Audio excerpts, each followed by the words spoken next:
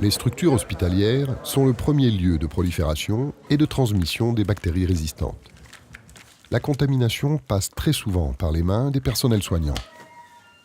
Notre consommation massive et parfois mal appropriée des antibiotiques est aussi responsable du développement des résistances. Par peur des complications, les médecins prescrivent presque systématiquement des antibiotiques pour une simple angine, alors que 70% des angines sont virales et donc insensibles aux antibiotiques. Un petit test diagnostic rapide et fiable existe pourtant. Pour limiter les résistances, le médecin doit réaliser des examens complémentaires.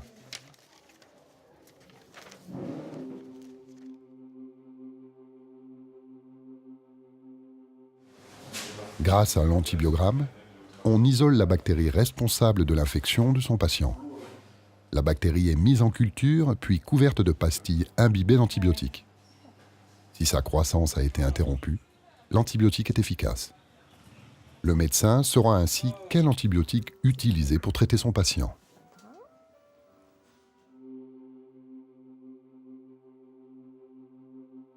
La durée du traitement est longue, il faut 6 semaines de traitement antibiotique en intraveineux et puis suivi de au moins 4 semaines de traitement oral. Alors ces patients viennent ici, sont opérés plusieurs fois. Fréquemment, le choix d'antibiotiques est extrêmement restreint parce que ce sont des germes multirésistants et on va devoir utiliser les antibiotiques de dernier recours que l'on utilise pour ces germes spécifiquement. Le germe empêche l'os de se consolider et si l'antibiotique de dernier recours est inefficace, la solution ultime est l'amputation.